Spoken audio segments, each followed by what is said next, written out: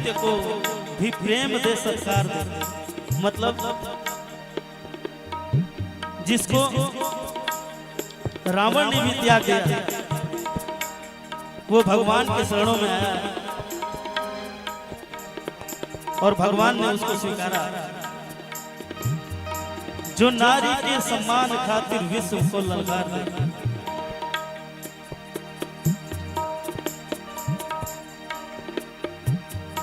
इस धराधाम पर सबसे शक्तिशाली व्यक्ति रावण, पूरे विश्व को उन्होंने ललकारा एक नारी के लिए। तो त्याज्यो परित्याग को भी प्रेम दे, सत्कार दे। जो नारी के सम्मान खातिर विश्व को ललकार दे, पर वीर को साधे बिना, पर वीर को साधे बिना, जिनको नहीं विश्राम है, वही राम है, वही राम है, वही राम है, वही राम है। गुरु मातु पितु के चरण में, जिनके लिए सब धाम है, वही राम है, वही राम है, वही राम है, वही राम है। गुरु मातु पितु के चरण में, जिनके लिए सब धाम है, वही राम है, वही राम है, वही राम है, वही राम है, वही राम है, वही राम है। बोलिए राघवेंद्र सरकार की जय।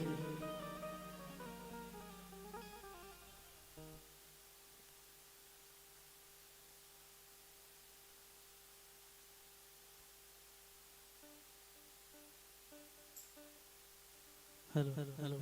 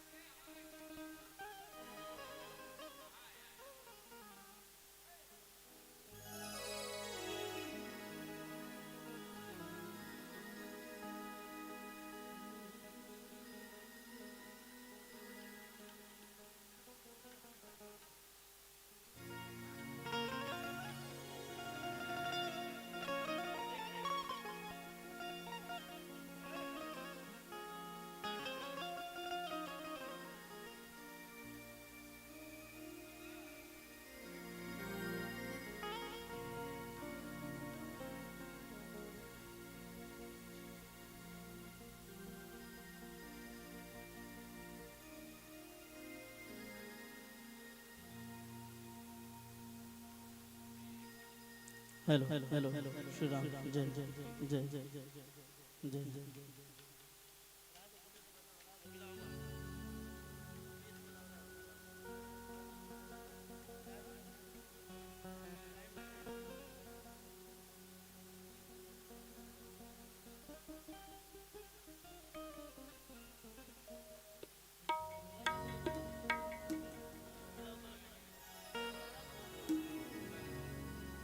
एक बार फिर सभी भक्तगणों से निवेदन, जहाँ तक मेरी आवाज आ रही है आप विलंब न करते हुए जल्द से जल्द कथा पंडाल में आए, क्योंकि बस कुछ ही समय बाद हमारे परम गुरु जी महाराज श्री मंचासीन हो जाएंगे और उनके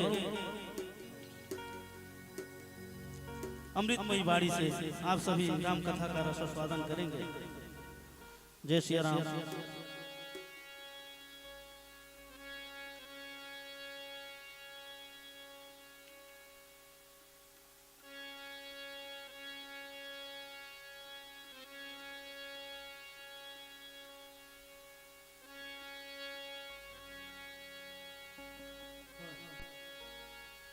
हली हली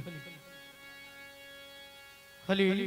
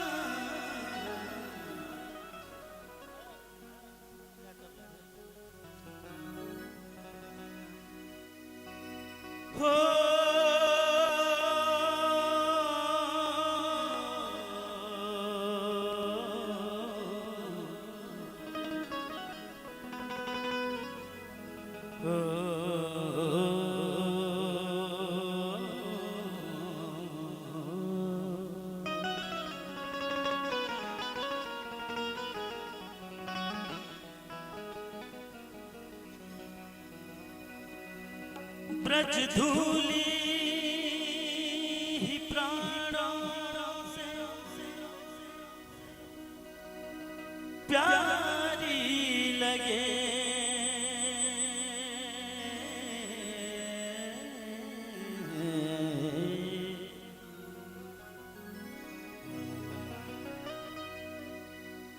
ब्रज धूली ही प्राणों से प्यारी लगे, ब्रिज मंडल मोहि बसाए रहो,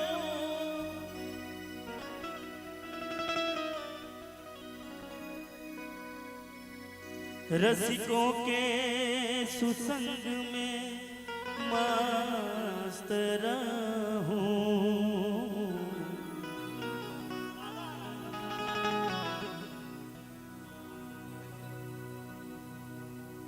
जग जाल से नाथ बचाए रहो।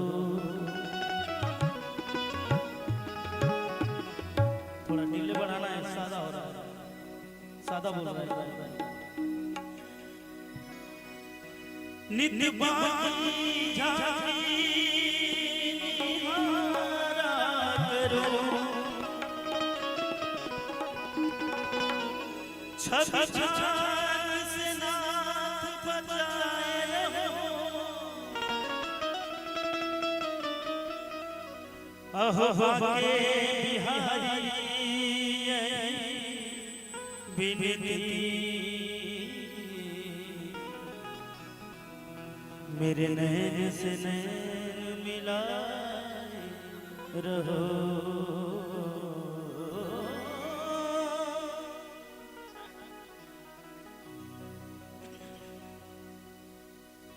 तेरी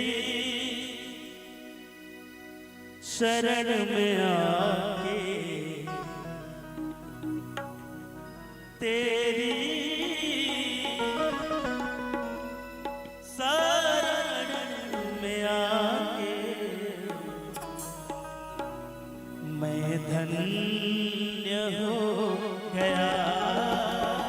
तेरी शरण में आके तेरी शरण में आके मैं धन्य हो गया। तेरी शरण में आके मैं धन्य हो गया। जन्मों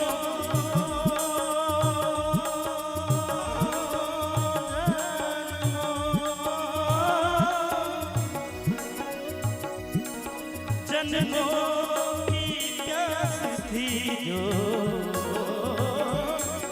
जन्मों की प्यास थी जो मैं संपन्न हो गया। तेरी शरण में आके मैं धन्य हो गया। तेरी शरण में आके मैं धन्य हो गया।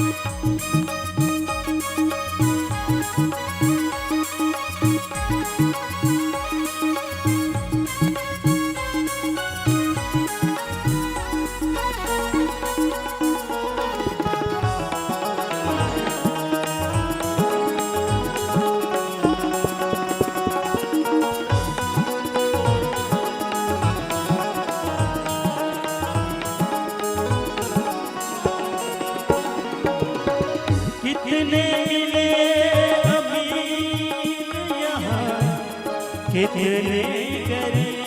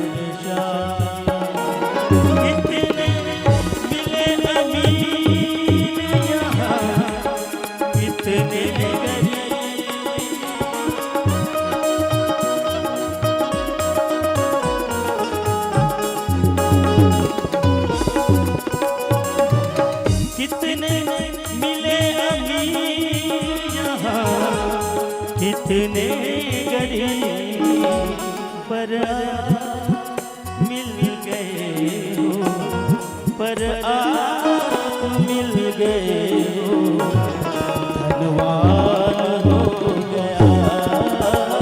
तेरी शरण में आके मैं धन्य हो गया। जन्मों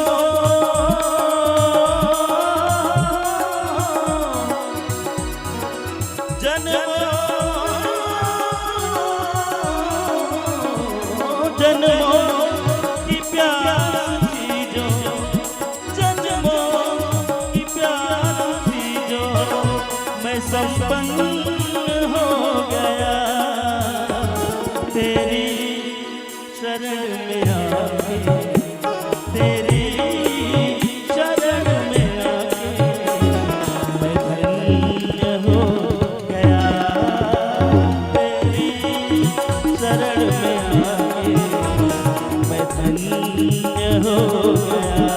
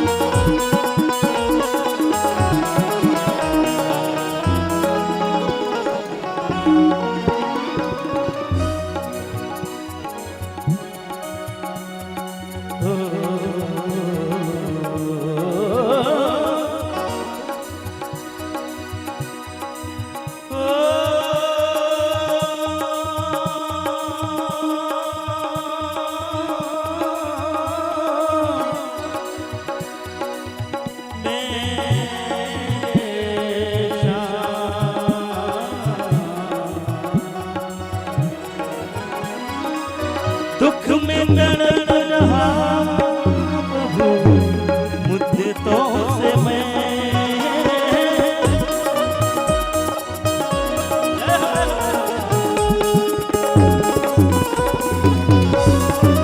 दुख में तड़प रहा प्रभु मुद्दतों से मैं,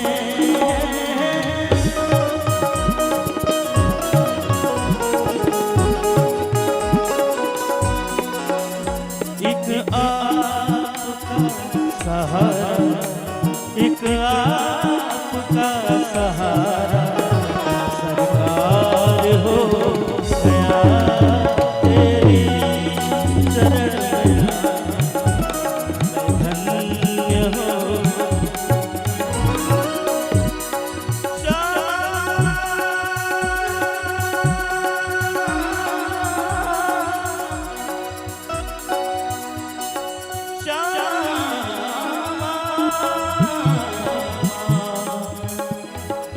मेरे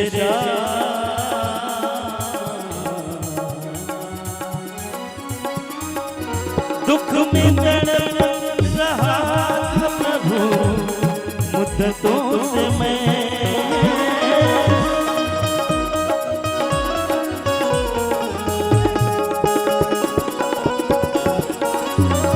दुख में तड़प रहा प्रभु मुद्दतों से मैं, एक आपका सहारा, एक आपका सहारा सरकार हो गया तेरी शरण में मैं धन्य हो गया।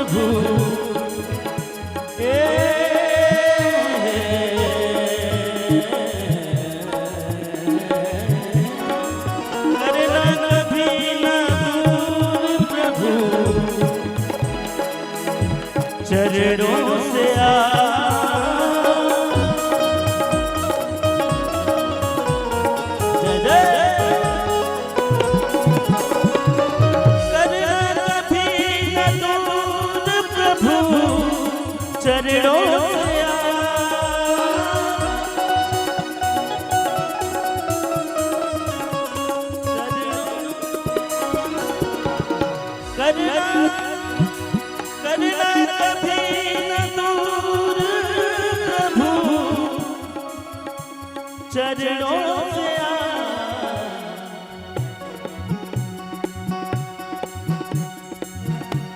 तेरे सहारे, तेरे ही अब सहारे अब पार हो गया। तेरी शरण में आके मैं धन्य हो गया। तेरी शरण में आके मैं धन्य हो गया। जन्मों की प्यास थी जो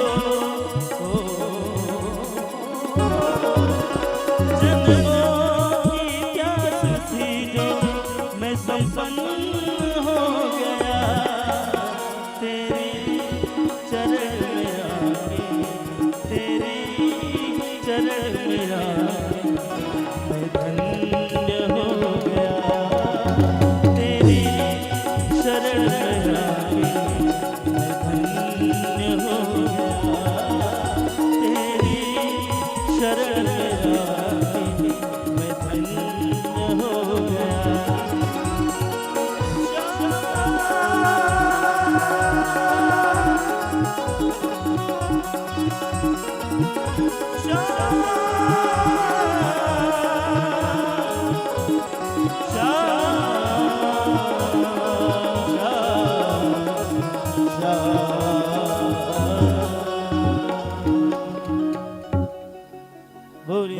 बिहारी लाल की, राघवेंद्र सरकार की जय।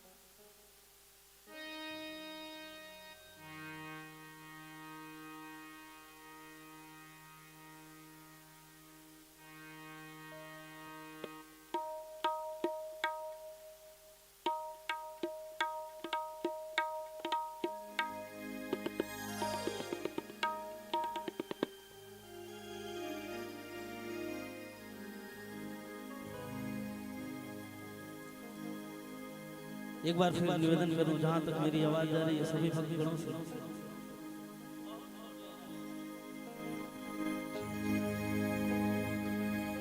कि आप समय अनुसार जल्द से जल्द कथा पंडाल में उपस्थित हो, क्योंकि बस कुछ ही क्षणों में हमारे परम पूज्य महाराज श्री का आगमन होने वाला है। बहुत स्लो हो रहा है।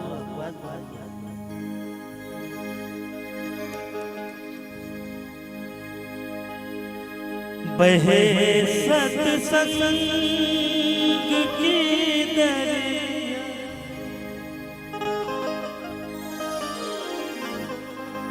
विगत 6 दिनों से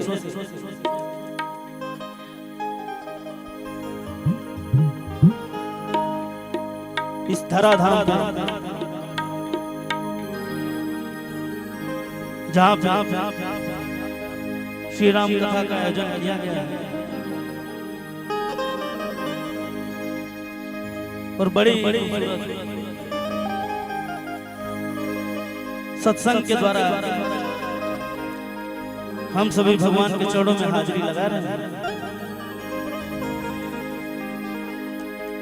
बहे सत्संग की दरिया, क्या क्या क्या क्या नहा लो जिसका जी चाहे,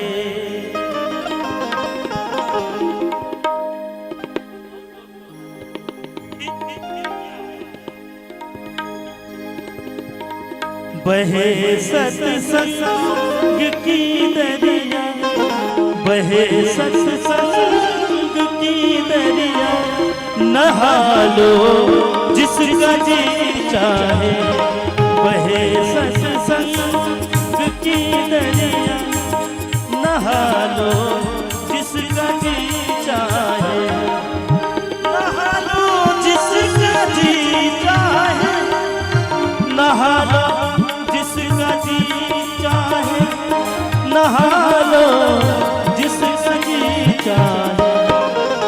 तबला बढ़ाइए, तबला तबला। करो हिम्मत लगा डुबकी, करो हिम्मत लगा डुबकी, नहा लो जिसका जी चाहे वहे सत्संग की दरिया नहा लो जिसका जी चाहे।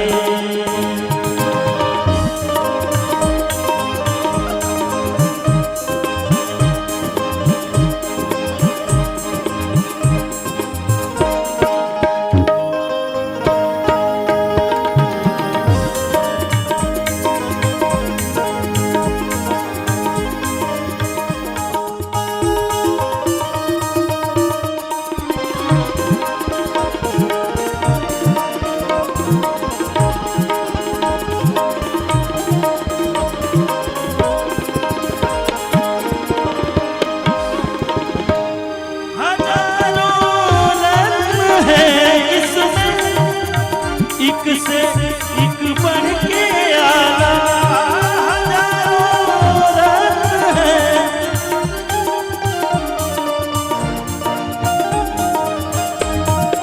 हजारों रत्न है इसमें, एक से बढ़ के एक आला, एक से बढ़ के एक आला। नहीं कोई, नहीं कोई बीमारी का, नहीं कोई दर बीमारी का, लगा लो जिसको जी चाहे वहे सत्संग की दरिया नहा लो जिसका जी चाहे।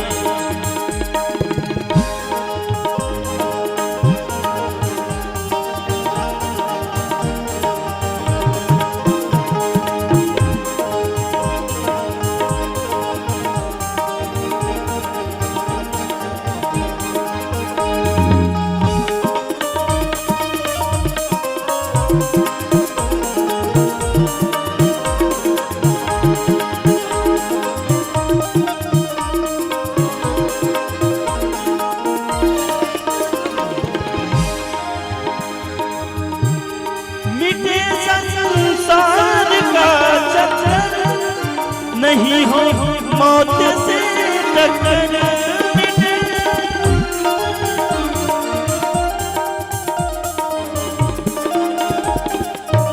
थोड़ा ढीले बढ़ाइए।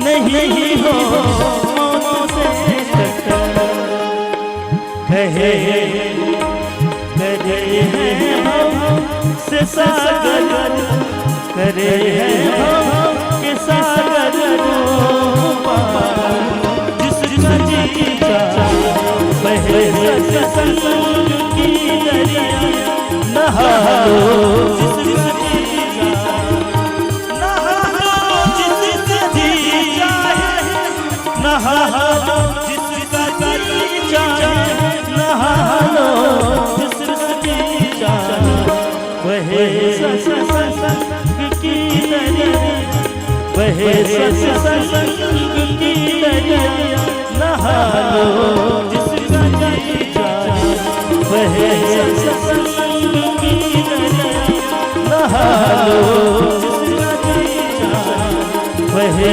सत्संग की दरिया नहा लो जिसका जी जाए बहे सत्संग की दरिया नहा लो जिसका जी जाए नहा लो जिसका जी जाए नहा लो जिसका जी जाए।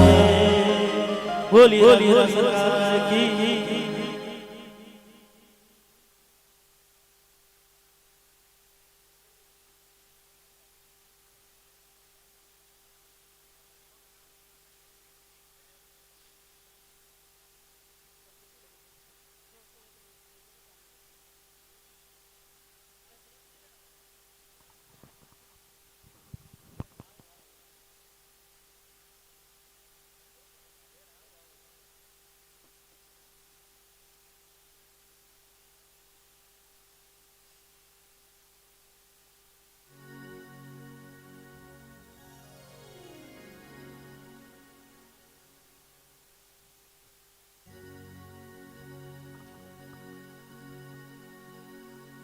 हरि ओम हरि ओम हरि ओम हरि ओम हरि ओम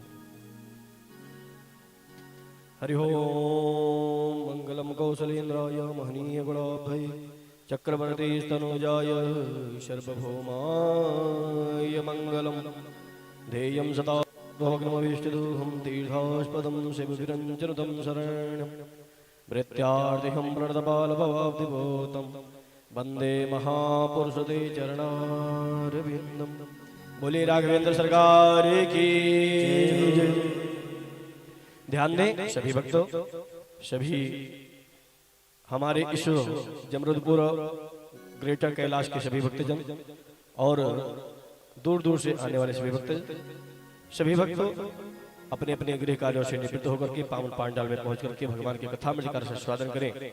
श्री महाराज जी व्यासपीठ पे विराजमान हैं, तो सभी से निवेदन करो, सभी लोग अपने कीमती समय से समय निकाल करके प्रेम से आकर के भगवान की कथा में का स्वादन करें। आइए हम सभी भक्तों भगवान की इस कथा रूपी गंगा में अवगाहन करने से पूर्व भगवान की उन छवि को अपने हृदय में हृदयांगमन करें जो हमारे प्रभु आराध्य श्री रामलला सरकार अयोध्या में विराजमान है। ऐसे प्रभु श्री सीताराम जी महाराज जी की छवि अपने हृदय में हृदयांगमन करते हुए उनका पूजन करें। तत्पश्चात उनकी कथा का हम लोग रसास्वादन करेंगे। हरि ओम केशवाय नमः केशवपुनादो, माधवाय नमः माधवपुनादो, ओम नारायणाय नमः नारायणपुनादो, हस्तो वृक्षाय गोविंदाय नमो नमः ऋषिकेशाय नमः। ओम अपवित्रः पवित्रो वा सर्वावस्थांगतो विवाह यास्मनेत पुंडरीकाक्षं श्रावाह्यभ्यन्तरासुजिः पुंडरीकाक्षा पुनादो हरिपुनाद विष्णुपुनादो चन्दनस्य वन्दते नित्यं पवित्रं पापनाशनम् आपदां भरते नित्यं लक्ष्मी वसति सर्वदा आदित्यवशवो रुद्रा विश्वै देवा मरुद्गणाः तिलकं ते प्रियक्षन्तु धर्मकामार्थसिद्धयै धर्मकामार्थसिद्धयै। हरिः ओम स्वस्ति न इन्द्रो वृद्धश्रवाः स्वस्ति नः पूषा विश्ववेदाः स्वस्ति नस्तारक्षो अरिष्टनेमिः स्वस्ति नो बृहस्पतिर्दधातु। सभी को तिलक करेंगे शास्त्री जी।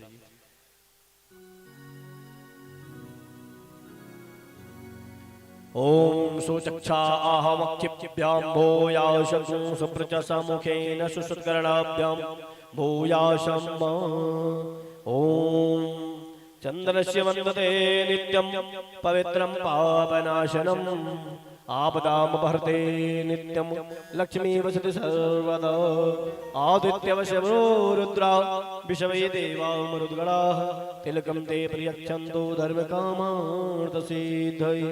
हाथ में पुष्प लेकर के भगवान श्री रामलला सरकार श्री सीताराम आराध्य देवता श्री राघवेंद्र सरकार का ध्यान करते हुए श्री हनुमान जी महाराज जी का ध्यान करें। कथा के प्रथम श्रोता के रूप में आकर के विराजमान हो, हर प्रकार से हम सभी का कल्याण करें। ओम नीलाम्बुजश्यामलिकोमलांगं सीताशमारोपितं कृतवामि भागं पाणो महासायक चारुचापं नमामि रामं रघुवंशनाथं मनोजवं मारुततुल्यवेगं जितेन्द्रियं बुद्धिमतां वरिष्ठं वातात्मजं वानरयूथमुख्यं श्रीरामदूतं शरणं प्रपद्ये श्रीरामदूतं शरणं प्रपद्ये। ओम पूर्वशः श्री सीतारामाभ्यां नमः हनुमते हनुमते नमः अंजनानंदनाय नमः श्री बालकृष्णाभ्यां नमः ध्यायो ध्यानार्थे पुष्पाणि समर्पयामि ततो चन्दनं विलेपयामि। हरि ओम गन्धर्वपद्मा विश्वपशुः वरिदधातो विश्वस्य अरिष्टे यजमानस्य वारधीर्ष्य रग्नरि इज्जितः मित्रपरुणोतो तरदः परिदधातु दुर्वेण धर्मणः विश्वस्य अरिष्टे यजमानस्य पारधीर्ष्य रग्नरि इज्जितः। चन्दनं विलेपयामि चन्दनान्ते अलङ्कारार्थे अक्षतान् समर्पयामि ततो पुष्पं पुष्पमालाम् ओम माल्यादेन सुगन्धेन मालित्यादेन वय प्रभो मया हृतानि पुष्पाणि पूजार्थं प्रतिगृह्यताम्। ओम मोघादेः प्रतिमोदवं पुष्पावादेः प्रसवारेः अस्मा इव सजद्वारेर्विरुधाः पार्श्ववः। ओम पूर्वश्व श्री सीतारामाभ्यां नमः व्यासाय नमः व्यासपीठाय नमः हनुमते नमः श्री बालकृष्णाभ्यां नमः पुष्पं पुष्पमालां समर्पयामि पुष्पं पुष्पमालान्ते ततो धूपं प्राज्वाल्य दीपं प्राज्वाल्य।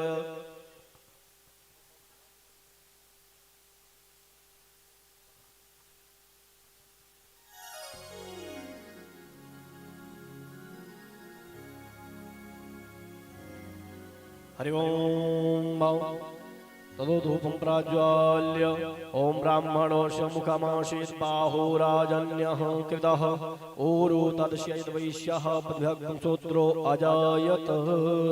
ओम असनस्य तद्विष्णोः सुखनदुवायामि देवाय जने पृथिव्याः माखस्य तवा शीर्षणे असवस्य विष्णाः सुखनदुवायामि देवाय जने पृथिव्याः माखस्य तवा शीर्षणे माखस्य तवा शीर्षणे धूपम् आग्रापयामि ततो हस्तौ प्रक्षाल्य नैवेद्यं निवेदयामि। ओम नाभ्यासीदन्तरिक्षगुं शेषणोर्द्योः समवर्ततापदभ्यां भो मृद्दिशाः स्रोता तदा लोकान् अकल्पयन् नैवेद्यं निवेदयामि। पञ्चाचमनीयं जलं पञ्चग्रासमुद्रां प्रतर्शयित प्राणाय स्वाहा अपानाय स्वाहा ध्यानाय स्वाहा उदानाय स्वाहा समानाय स्वाहा मध्ये मध्ये पानीयमुद्रापोषणं जलं समर्पयामि ऋत्फलान् समर्पयामि मुखभासार्थे एलालवंशताम्बूलपत्राणि समर्पयामि। कृतायाः पूजायाः साधूनार्थे द्रव्यदक्षिणां समर्पयामि।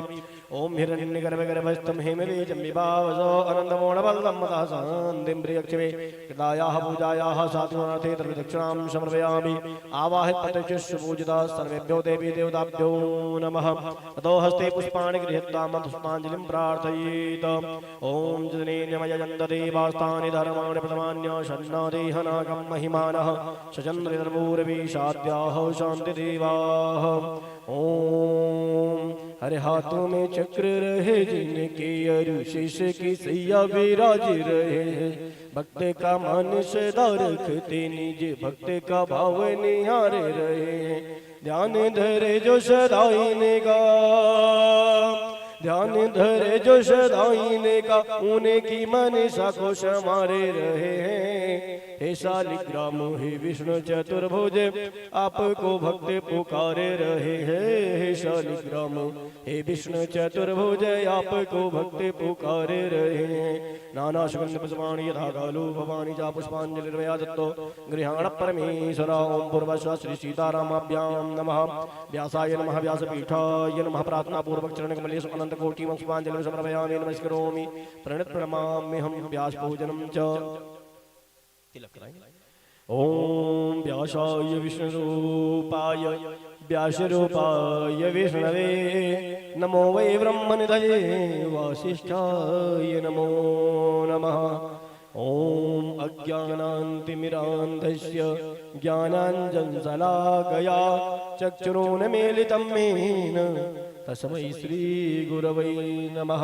तस्मै श्रीगुरवै नमः। ॐ पूर्वस्य व्यासाय नमः। व्यासपीठाय नमः। सर्वोपचारार्थे गन्धाक्षपुष्पाणि समर्पयामि।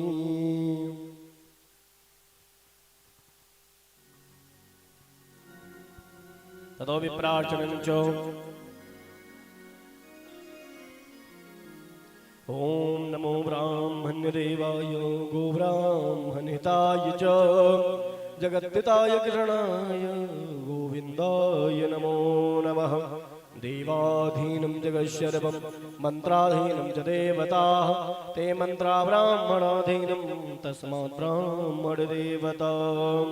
ॐ कस्तूरीतिलकं ललाटपटले वक्षस्थले कौस्तुभं नासाग्रे वरमाप्यकं करतले वेणुकरे कङ्कणं शर्वाङ्गे हरिचन्दनं सुललितं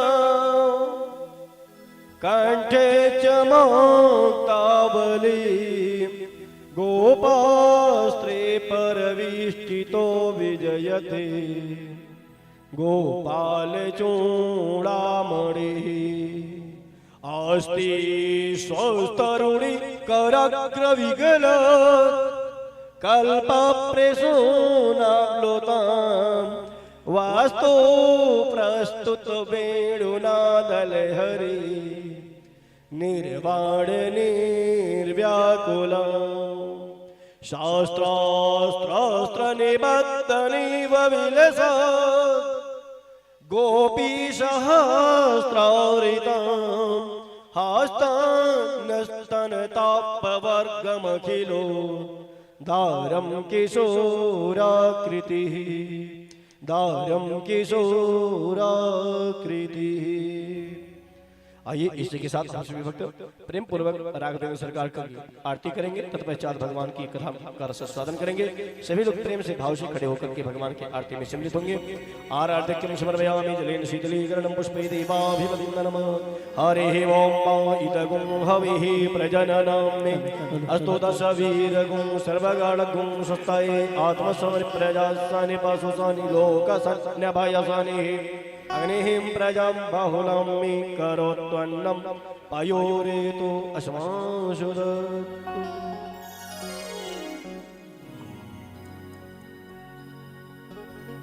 आरती श्रीरा मायण जी कीरता ललित सियमी आरती श्रीरा मायण जी कीरता ललित सियमी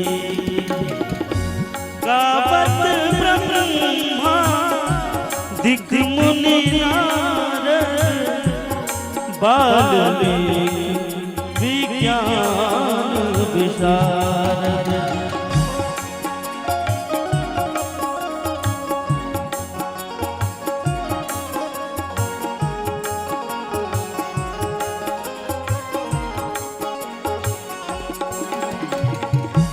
गावत ब्रह्मा दिग्मुनि नारद बाल्मीकि विज्ञान विशारद।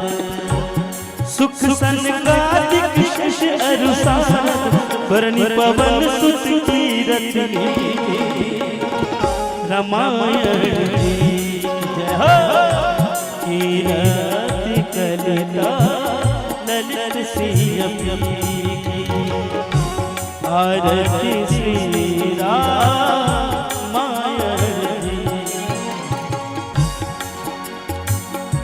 गावत वेद पुराण अष्ट दस छो शास्त्र सब ग्रंथ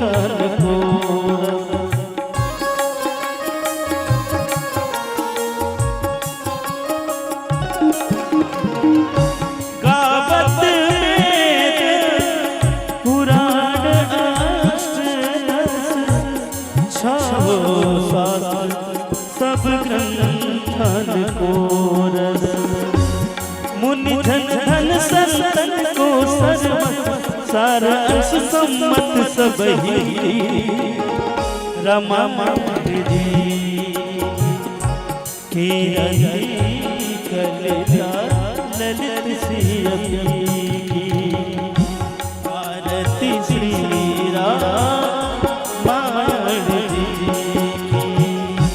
कीरति कलिता ललित श्री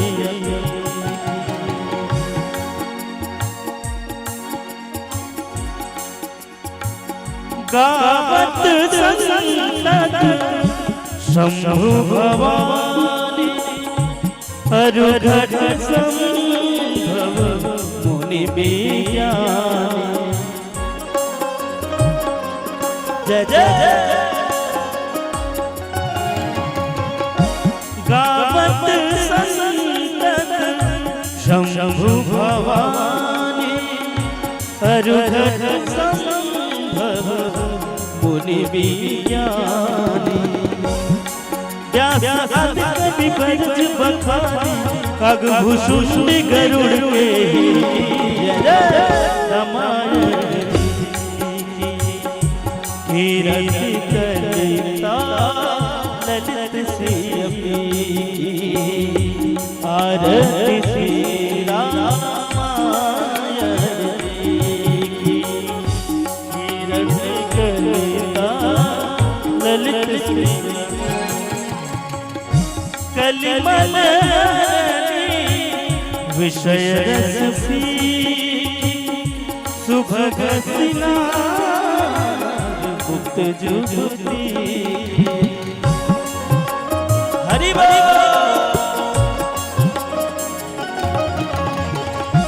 कलिमल विषय रस सुभग मुक्त जुगुप्ती दलनी रोग प्रभुरी तातु मत सब विधि तुलसी रामायण कीरति कलिता ललित श्री आरती श्री रामायण कीरति कलिता ललित श्री कर्पूर गौरम करुणावतारम संसार सारम भुजगेन्द्रहारम सदा वसन्तम हृदयारविन्दे त्वं भवामि सहितं नमामि त्वमेव माता च पिता त्वमेव बन्धु च सखा त्वमेव विद्याविणं त्वमेव सर्वं मम देव हरे राम राम राम हरे हरे हरे कृष्ण कृष्ण कृष्ण हरे हरे राम राम राम हरे हरे हरे कृष्ण हरे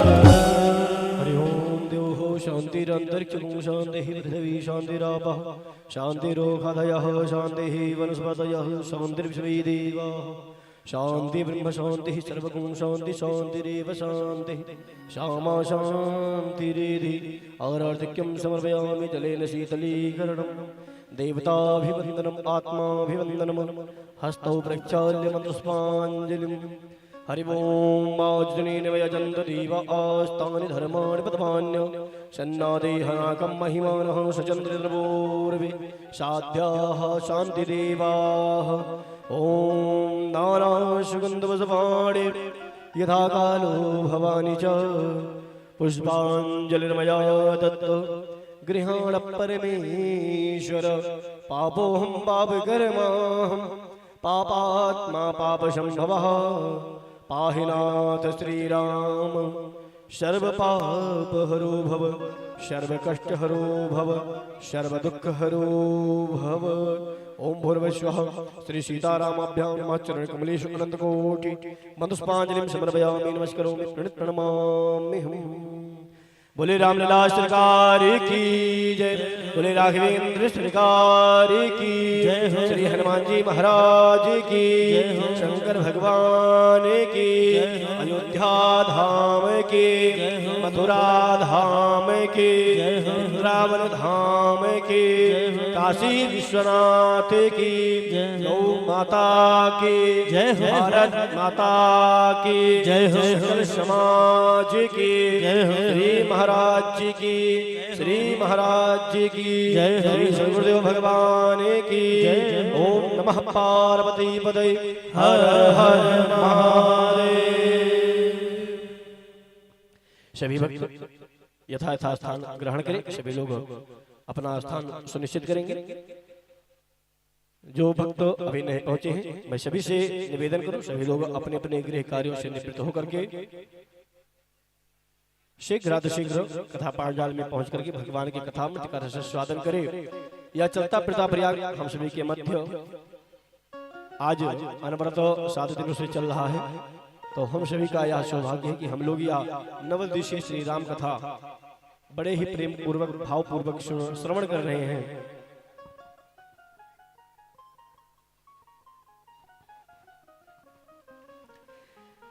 तो यह हम लोग भगवान श्री राम कथा श्रवण करें और अपने जीवन में धारण करें। भगवान की कथा हमें सिखाती है क्या करना है, क्या नहीं करना है, क्या उचित है, क्या अनुचित है, क्या करने योग्य है और क्या करने योग्य नहीं है। तो भगवान मर्यादा पुरुषोत्तम श्री राम की कथा हम सब अपने जीवन में धारण करें, जिससे हम सभी का जीवन सुगम होगा। हम सभी को यह ज्ञात होगा कि किसके साथ कैसा व्यवहार करना है। राम कथा हमें सिखाती है कि अपने बड़ों के साथ कैसे व्यवहार करना है, छोटों के साथ कैसे व्यवहार करना है, अपने जीवन में क्या महत्व रखती है यह कथा। वो सब आकर आप सभी भगवान की कथा का रस स्वादन करेंगे और उससे आप सभी को एक मार्गदर्शन प्राप्त होगा।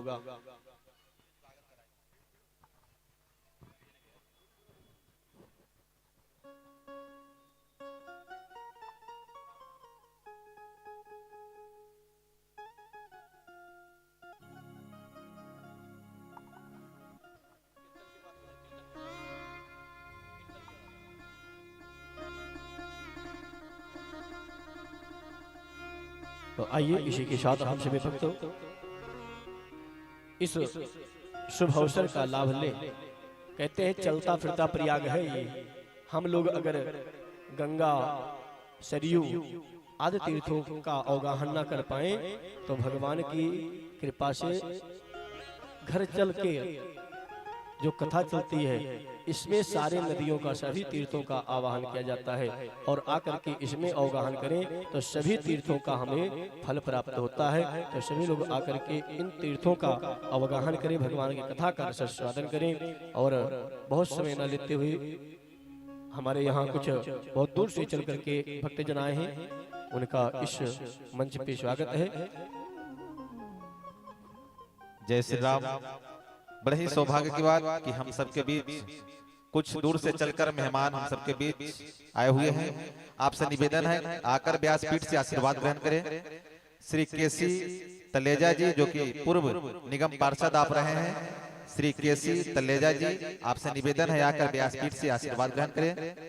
इसी क्रम में निवेदन करेंगे श्री राजेंद्र शारदा जी, श्री राजेंद्र शर्मा जी से, शारदा जी से कि आकर व्यासपीठ से आप आशीर्वाद ग्रहण करें।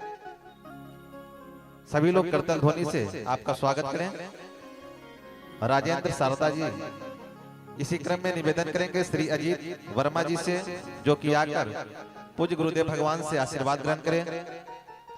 अजीत वर्मा जी।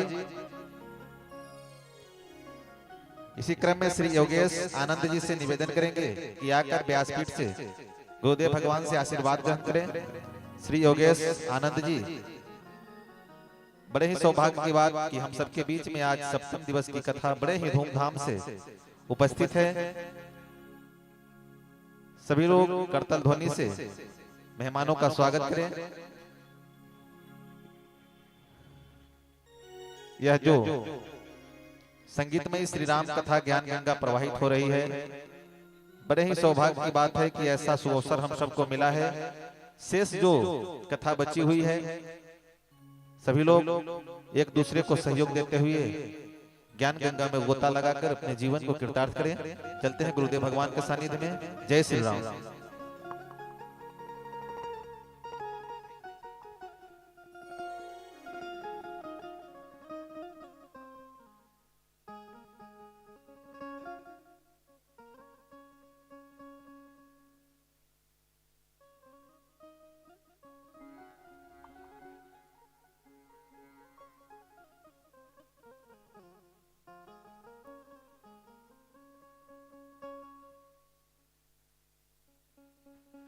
तो आइए, कथा का समय हो चुका है। हम सभी श्री महाराज जी से निवेदन करें कि हम सभी को श्री राम कथा में अवगाहन करा के हम सभी को अनुग्रहित करें। श्री महाराज जी।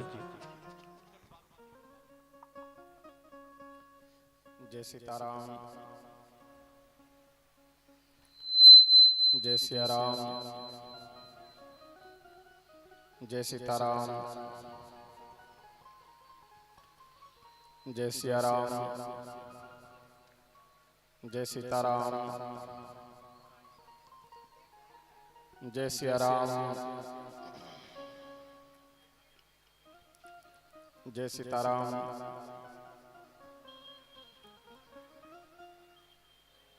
जय सिया राम, जय सीताराम, जय सिया राम, जय सीताराम, जय सिया राम, जय सीताराम, जय सीताराम, जय सिया राम। आवाज शादी है, शादी है। जय सीताराम, जय सिया राम, जय सीताराम, जय सीताराम, जय सिया राम।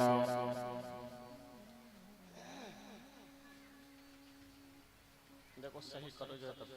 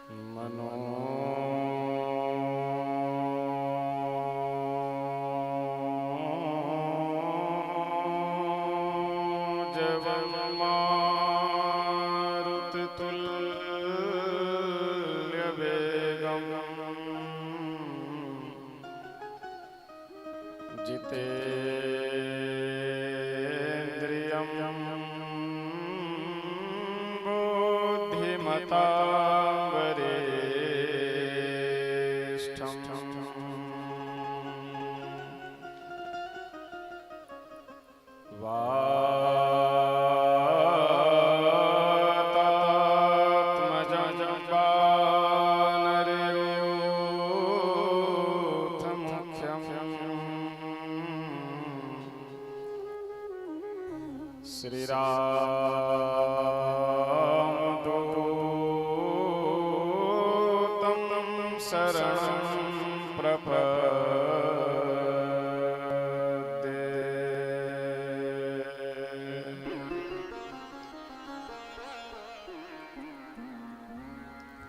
कर्पूरगौरं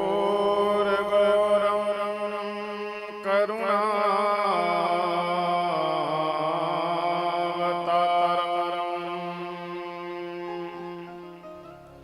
संसारसारं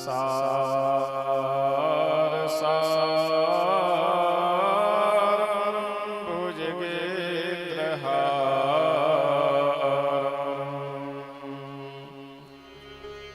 सदा वसन्तं हृदयारविन्दे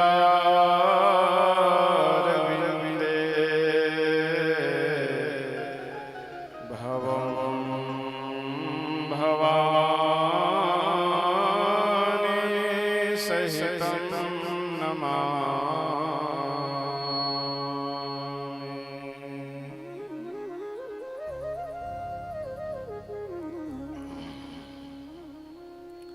राम रामानुजं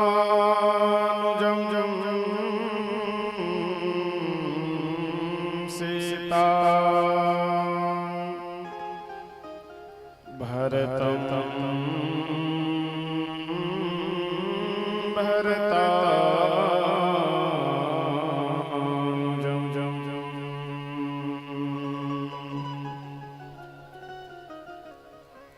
सुग्रीवं वायुसूनुं च प्रणमामि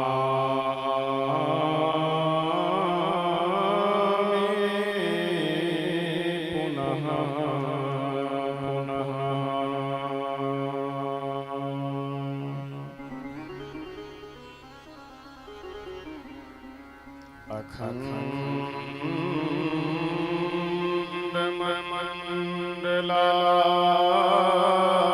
अखण्डमण्डलाकारं व्याप्तं येन चराचरम्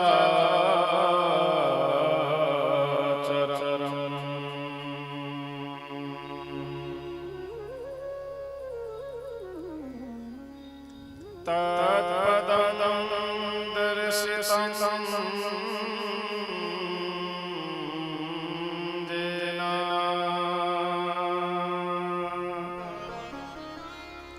तस्मै श्री गुरुवे नमः।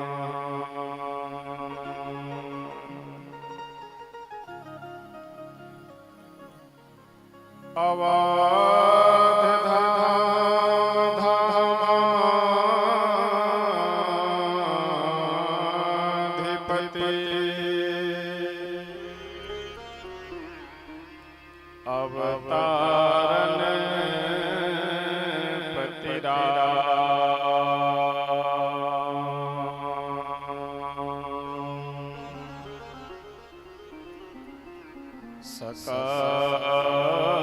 सकल सिद्धिपति जानकी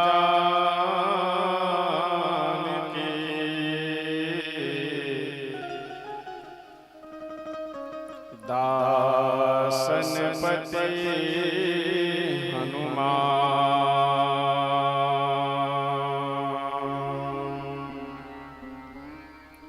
दासनपति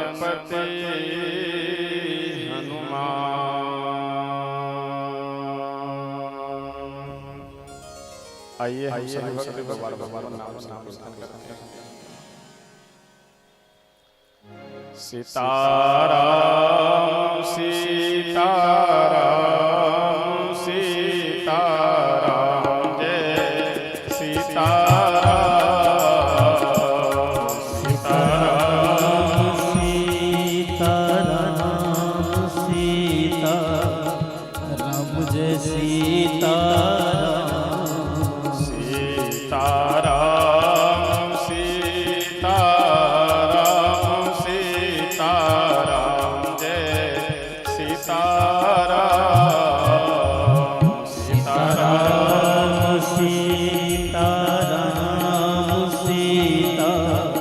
सीताराम जय सीताराम सीताराम सीताराम सीताराम जय सीताराम सीताराम सीताराम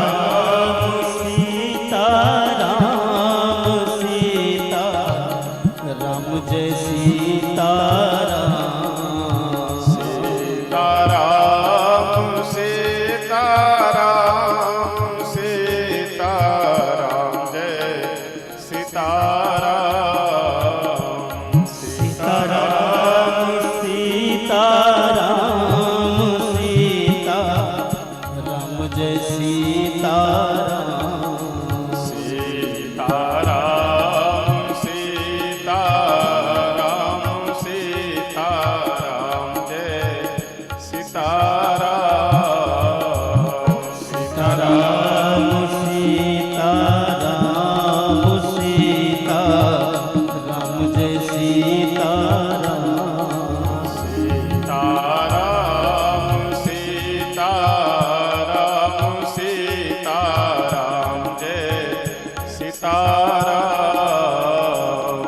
सीताराम सीताराम सीताराम जय सीताराम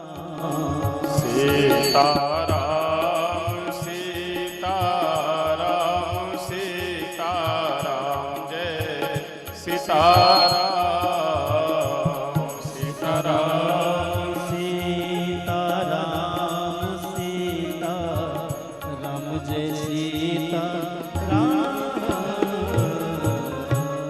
श्री सीताराम भगवान के जय श्री अयोध्या धाम के श्री सरयू मैया के श्री वृंदावन धाम के श्री यमुना मैया के श्री हनुमान जी महाराज के श्री शंकर भगवान के श्री सद्गुरुदेव भगवान के श्री राम कथा महोत्सव के जय जय सीताराम।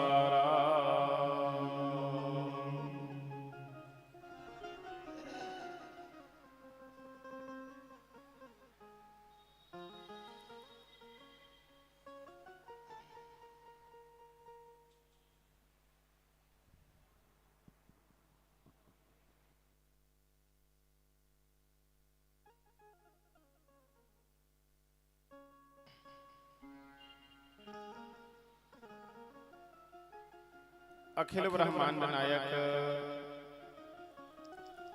अकारण करुणा वरुणालय भक्त वांछा करू श्री सीताराम जी भगवान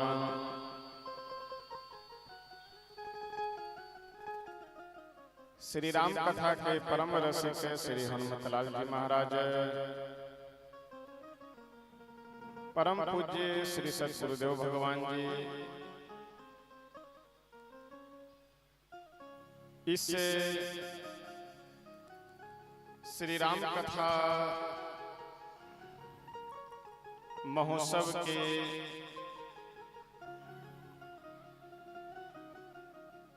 आयोजक सभी ग्रामवासी क्षेत्रवासी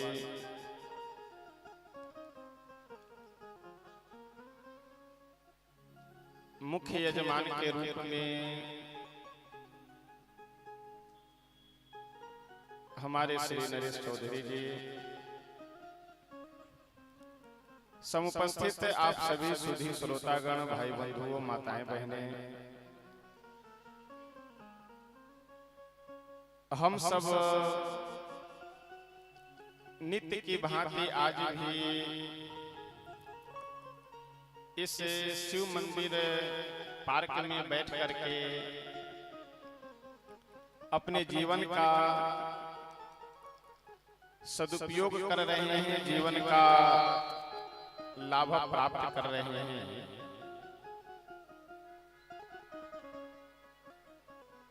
हमारे आपके जीवन में अनेक प्रकार की व्यथाएं हैं। व्यथा मतलब उलझन, परेशानी, समस्या, दुख, आर्थिक, मानसिक, शारीरिक, जो अनेक प्रकार की व्यथाएं हैं हमारे आपके जीवन में, उन व्यथाओं को दूर करने के लिए भगवान की कथा सबसे सुलभ सहज साधन है।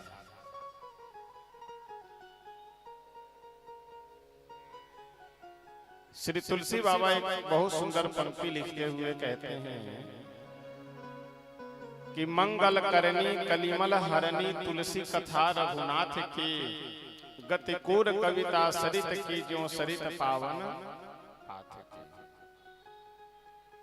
मंगल करनी कलिमल हरनी, मंगल को करने वाली और इस कलयुग के पाप को हरण करने वाली भगवान श्री सीताराम जी की यह कथा है।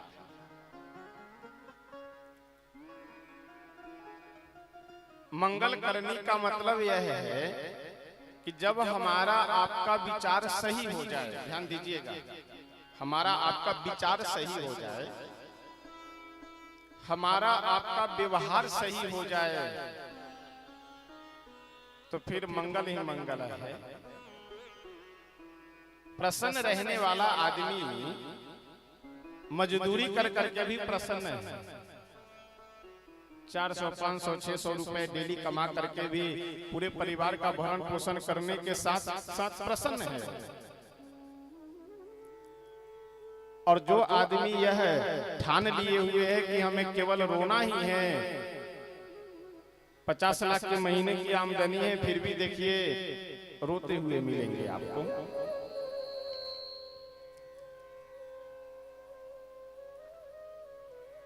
जीवन में सुख शांति के लिए विचार का सही होना पहले आवश्यक है।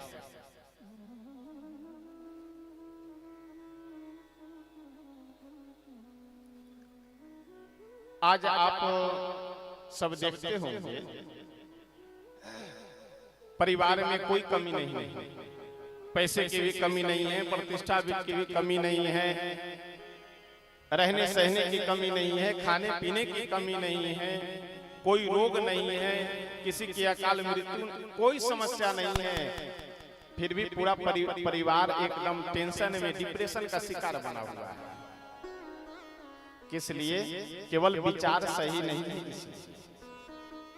इसको उससे जलन है, उसको उससे जलन है, ये उस पे शंका किए है, वो उस पे शंका किए हुए है, इसी में पूरा परिवार सत्यानाश हुआ। तो भगवान की कथा जो है, ये भगवान की कथा मंगल करनी, यानी हमारे आपके व्यवहारिक जीवन में, वर्तमान के जीवन में मंगल करने वाली है। और कलिमल हरणी, इस कलयुग में जो पाप अपराध आदि हमसे आपसे बनते रहते हैं, उन पापों को, अपराधों को दूर करने वाली।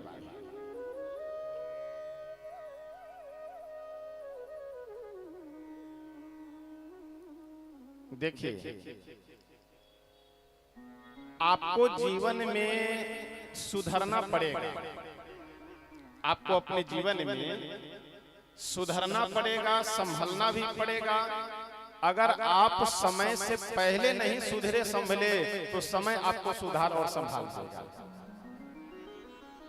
समय से पहले अगर आप सुधर जाएंगे तो हो सकता है बहुत नुकसान से आप बच जाएंगे, लेकिन जब समय आपको सुधारेगा तो फिर आपके पास रास्ता नहीं रह जाएगा। इसलिए हम लोगों को समय से पहले सुधर जाना चाहिए और समय से पहले संभल जाना चाहिए।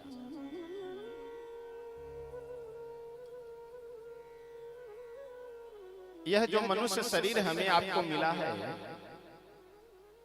अपनी कथाओं में मैं कई बार निवेदन कर चुका हूं कि हमारे आपके जीवन के जो एक एक व्यवहार हैं, वे सारे व्यवहार मर्यादित और व्यवस्थित होने चाहिए। सबकी मर्यादा है, सबकी व्यवस्था है, सबका तरीका है कि कौन सा व्यवहार कैसे होना चाहिए, किस प्रकार से होना चाहिए।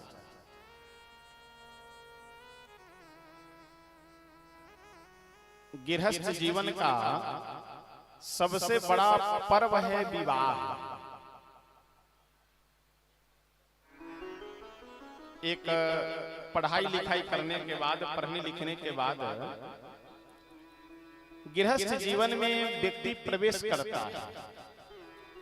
तो गृहस्थ जीवन यानी एक लड़के लड़की का एक पति पत्नी के रूप में जीवन परिवर्तित होता है।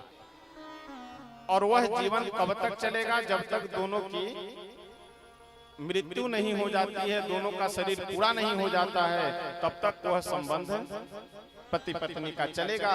यह इच्छा कर करके, यह संकल्प लेकर के विवाह व्यक्ति करता है। तो विवाह गृहस्थ जीवन का सबसे बड़ा पर्व है, सबसे बड़ा त्योहार है। और एक बात का ध्यान रखना चाहिए हम लोगों को कि मकान का फाउंडेशन, मकान का नींव जितना मजबूत होगा, मकान उतने ही अधिक समय तक टिका रहेगा। आप बहुत बढ़िया चमक दमक टाइल्स मार्बल डेंट पेंट सब करा करके मकान बनवाइए, लेकिन अगर उसका फाउंडेशन ही कमजोर है तो ज्यादा दिनों मकान खड़ा रहने वाला नहीं है। कब धराशायी हो जाए, कब गिर जाए, कोई ठीक नहीं है उसका। इसलिए गृहस्थ जीवन रूपी जो मकान तैयार करने जा रहे हैं, उस मकान का जो विवाह नींव है, फाउंडेशन है, वह विवाह बहुत मजबूत होना चाहिए। केवल गले में वरमाला डाल लेने से विवाह थोड़ी होता है। केवल फोटो खिंचा करके फेसबुक और सोशल मीडिया पे डाल देने से और एल्बम बना लेने से विवाह थोड़ी होता है।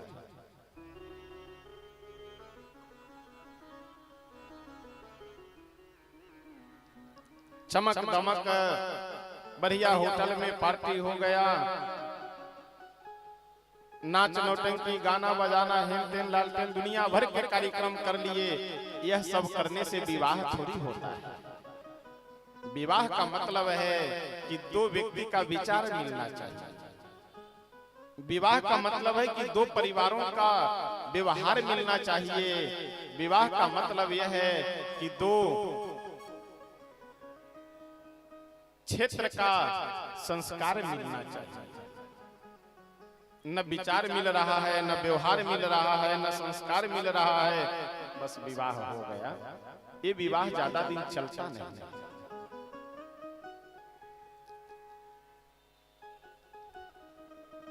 विवाह में तीन बातों का मुख्य रूप से ध्यान अवश्य रखना चाहिए। देखिए, कभी कभी लगता होगा कि महाराज ये बहुत गहराई में चले जाते हैं, तो देखिए गहराई में जाना आवश्यक है। नाचने के लिए, हंसने के लिए, गाने के लिए तो डीजे बाजा ये सब उपलब्ध है। मोबाइल में एक गाना लगाइए और खूब नाच लीजिए। कथा के बाद 10-15 मिनट आधे घंटे यहाँ सबका कार्यक्रम चलता भी है मोबाइल में लगा करके, ठीक है, कोई दिक्कत नहीं है। लेकिन कथा में बैठे हैं तो थोड़ा सा गंभीर बन करके भी समय समय से बैठे रहिए। जब आप गंभीर बन करके बैठेंगे तभी आपको गंभीर बातें समझ में भी आएगी। और यही समझाने के लिए हम यहाँ बैठे हुए हैं, ये आप निश्चित जान लीजिए। तो मैं निवेदन कर रहा था कि विवाह में मुख्य रूप से तीन बातों का ध्यान अवश्य रखना चाहिए। पहला, खान पान का ध्यान रखना चाहिए। खान पान मतलब विवाह में शराब, मांस मछली आदि का प्रयोग न हो तो ज्यादा अच्छा। देखिए, एक मैं आप सबसे प्रश्न करता हूं, आप माने या न माने ये तो आपके ऊपर निर्भर है। कितना समझेंगे कितना नहीं समझेंगे ये तो आपके ऊपर निर्भर है। मेरा एक केवल प्रश्न है आपसे, आप विचार कर लीजिएगा कि उचित है कि अनुचित है, सही है अथवा गलत है। विवाह जब होने वाला हो, किसी का दिन निर्धारित हो जाता है, तो आप सब अपने रिश्तेदारों को, मित्रों को जब बुलाते हैं निमंत्रण कार्ड दे करके, तो निमंत्रण कार्ड पे क्या लिखा जाता है? मांगलिक कार्यक्रम। विवाह के कार्ड पे जो बुलाने के लिए अपने मित्रों को, रिश्तेदारों को जो निमंत्रण कार्ड देते हैं आप सब, उस कार्ड पे क्या लिखा हुआ होता है? मांगलिक कार्यक्रम। अब आप हमें यह बताइए कि जिस विवाह में मांस मछली का उपयोग हो रहा हो, जिस विवाह में शराब आदि का प्रयोग हो रहा हो, अगर उससे आप मांगलिक कार्यक्रम कह रहे हैं तो अमांगलिक कार्यक्रम कौन सा होगा फिर? इसका मतलब ये कथा प्रवचन यही सब अमांगलिक कार्यक्रम है। पूजा पाठ जो है यही अमांगलिक कार्यक्रम है। अगर मांस मछली खाने को आप मंगल कह रहे हैं, दारू शराब पी करके नंगा नाच करने को अगर मंगल आप कह रहे हैं कि मांगलिक कार्यक्रम हो रहा है, तो फिर अमांगलिक कार्यक्रम कौन सा होगा? इसलिए विवाह में अच्छा एक बात का ध्यान रखना चाहिए हम लोगों को कि आप अपने रिश्तेदारों को, मित्रों को, सबको बुला रहे हैं, किस लिए? आशीर्वाद देने के लिए। आशीर्वाद देने के लिए कि आप आवे और अपनी गरिमामयी उपस्थिति से हमारे कार्यक्रम की शोभा बढ़ावे और अपने आशीर्वाद से वर वधू को सुखी जीवन जीने का आशीर्वाद प्रदान करें।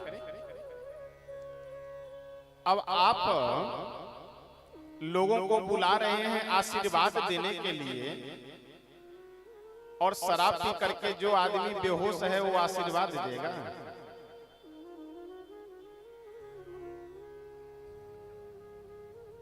एक शराबी एक बार रात्रि में आकर के अपने घर के दरवाजे में लगे हुए ताले को खोल रहा था। ताला में चाबी लगा रहा था, लगी नहीं रहा था। घंटों बेचारा ताला पकड़ करके चाबी लगाता रहा, लेकिन ताले में चाबी लगा नहीं पाया। पड़ोस कहीं एक सज्जन व्यक्ति थे, वो देख रहे थे, आ गए पास में, बोले कि भाई साहब चाबी लाइए, हम आपका गेट खोल दे, आपकी कुछ मदद कर दे। वो शराबी बोला एकदम नहीं, घर मेरा है, ताला मेरा है, तो चाबी हम ही लगाएंगे। आप अगर मदद करना चाहते हैं तो एक काम कीजिए, ये दीवार हिल रही है, दीवार को आप पकड़िए। अच्छा, हिल वो स्वयं रहा है और शायद हो सकता है 2-3 पैक से ज्यादा हो गया होगा उसका। हिल स्वयं रहा है और बोल क्या रहा है कि दीवार को पकड़ो, दीवार हिल रही है, दीवार को आप पकड़ लीजिए, ताला हम खोल लेंगे। जो आदमी शराब पी करके स्वयं बेहोश है, वो आशीर्वाद क्या देगा? आप अपने विवाह में सैकड़ों जीवों की हत्या करवा रहे हैं, उस हत्या से आशीर्वाद मिलेगा। इसलिए खान पान का विशेष ध्यान रखना चाहिए। दूसरा निवेदन मैं यह करूंगा कि विवाह देखते समय व्यवहार और संस्कार का ध्यान अवश्य रखना चाहिए। आजकल लोग ज्यादा ध्यान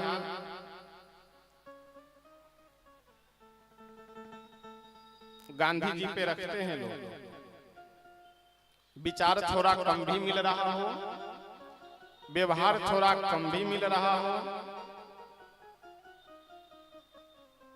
लेकिन लक्ष्मी जी अगर ठीक ठाक मिल गई तो चल जाएगा सब। अरे थोड़ा 19-20 कर करके चला लिया जाएगा। आप पैसा लेकर के, धन लेकर के अगर विवाह करेंगे तो उस वैवाहिक जीवन में सामंजस्य और सुख शांति रहने में संदेह होगा, मुश्किल है रहना। विवाह में विचार मिलना चाहिए, व्यवहार मिलना चाहिए, संस्कार मिलना चाहिए। और तीसरा निवेदन मैं यह करूंगा कि पूजा पाठ का भी विशेष ध्यान रखना चाहिए। विवाह में जो भी विधि है, उन सभी विधि का एक समय होता है, मुहूर्त होता है। जब मन हुआ तब जो विधि मन हुआ वही विधि कर रहे हैं।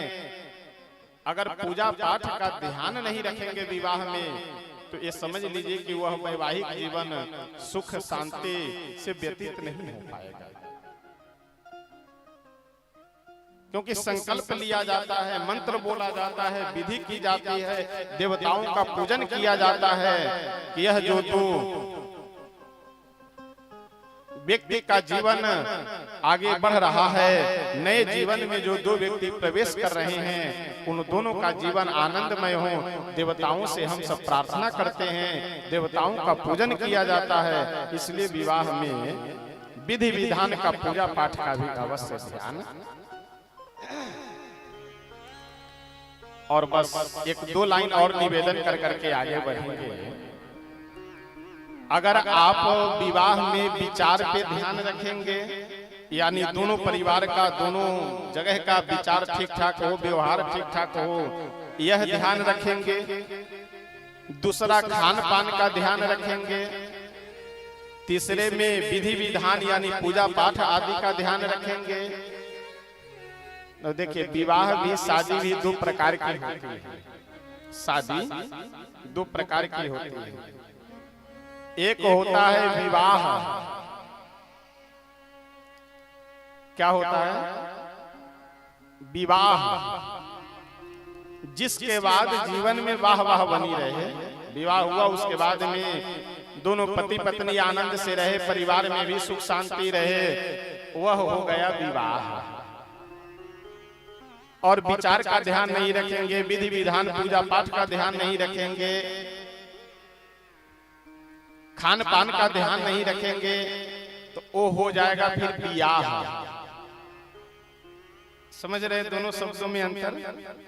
विवाह और बियाह। जिसके बाद वाह वाह बनी रहे वो हो गया विवाह, और जिसके बाद आह आह बनी रहे, 2 महीने 4 महीने 6 महीने बाद आह आह शुरू हो जाए, वो हो गया बियाह। आजकल बहुत सारे लोगों का है ऐसा। महाराज ये क्या बतावे, बन नहीं रही है बात बनेगी कैसे? आप बनाने का प्रयास ही पहले नहीं किए। अपवाद स्वरूप बात बिगड़ जाए वो अलग की बात है। प्रारब्ध खराब हो, उसके कारण बात बिगड़ जाए, विचार न मिले, वो अलग की बात है। लेकिन जहां तक अधिकतर इसका प्रभाव पड़ता है, खान पान, बात विचार, रहन सहन, इन सब पे अगर आप ध्यान रखेंगे तो बहुत हद तक यह होगा कि जीवन अच्छे से व्यतीत होगा। इसलिए आप जितने भी माता पिता यहाँ बैठे हुए हैं, तो यह प्रयास कीजिए कि मेरे बच्चे का जो आगे का जीवन हो, उसका ब्याह न हो, उसका विवाह। श्री तुलसी बाबा वर्णन करते हुए बहुत सुंदर कहते हैं, बेधे भयौ आचरज विसेखी, बेधे भयौ आचरज विसेखी, बेधे भयौ आचरज विसेखी, बेधे भयौ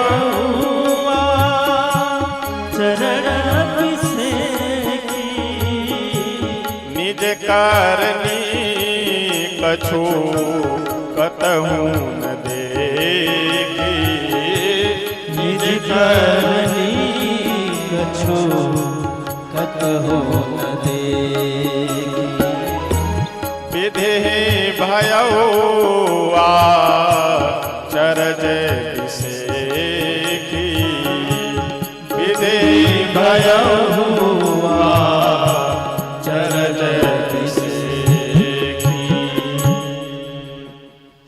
विधि भयौ आचरज विसेखी, निज करनी कछु कतहु न देखी। देखिए, मिथिला में जनकपुर में किनका विवाह हो रहा है? भगवान श्री सीताराम जी का विवाह हो रहा है। और हमारे प्रभु श्री सीताराम जी कौन है? जगत के माता पिता।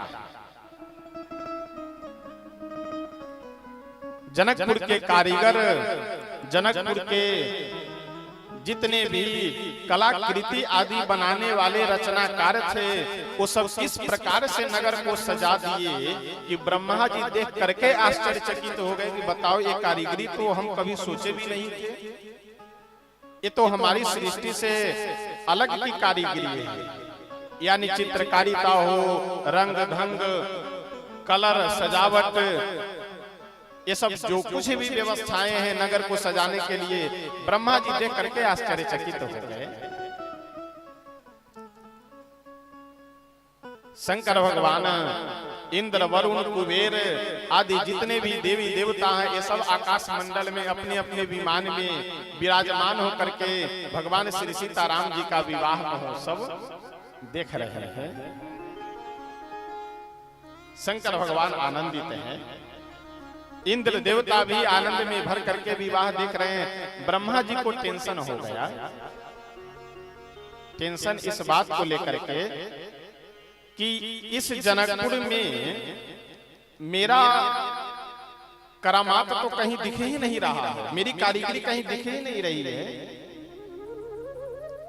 शंकर जी के पास गए, जाकर के भोले बाबा से ब्रह्मा जी बोले कि हे भोलेनाथ, इस जनकपुर में इस सृष्टि को बनाने वाला मैं हूँ, इस सृष्टि की रचना करने वाला मैं हूँ, लेकिन इस जनकपुर में तो मेरी कारीगरी कहीं दिख ही नहीं रही है, मेरी रचना कहीं दिख ही नहीं रही है, यानी हम कहीं नहीं दिख रहे हैं। अच्छा, आज की भाषा में इस प्रसंग को समझाना आसान है। भोले बाबा बोले कि हे ब्रह्मा जी, हृदय विचार हूं धीर धरे, सिए रघुवीर विवाह, ये जो विवाह हो रहा है आप हृदय में विचार कीजिए। ये जगत के माता पिता श्री सीताराम जी का विवाह हो रहा है, और अपने माता पिता के विवाह में अपनी छवि देखना, ये तो मूर्खों वाली बात हो गई। जैसे मान लीजिए किन्हीं का विवाह हुआ हो, विवाह में वीडियो रिकॉर्डिंग वगैरह पूरा कर करके पेन ड्राइव में सबको रखे हुए हों वीडियो को। शादी के सालगिरह पे क्या कहते हैं, एनिवर्सरी डे। आजकल तो समस्या ये है कि पति लोग, पतिदेव महाराज सब कुछ भूल जाए। अगर एनिवर्सरी डे भूल गए तो सुनते हैं कई घरों में फिर महाभारत शुरू हो जाता है। तुम्हें और याद क्या रहता है? हमारे लिए कभी फुर्सत है, और फिर अब क्या होता होगा तो जहां होता होगा वही सब जानते होंगे।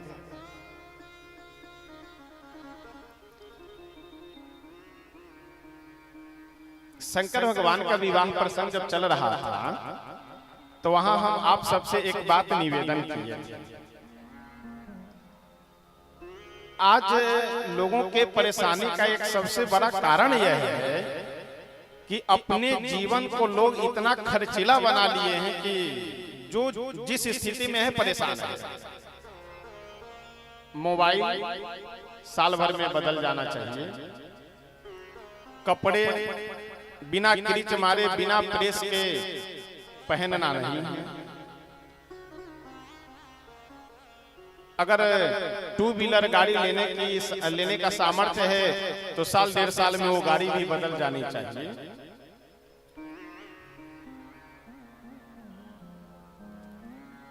कभी अपना बर्थडे मना रहे हैं तो कभी एनिवर्सरी डे मना रहे हैं, तो अब बच्चे हैं तो बच्चों का बर्थडे शुरू कर दिया। यानी यही सब नौटंकी में आदमी बर्बाद है।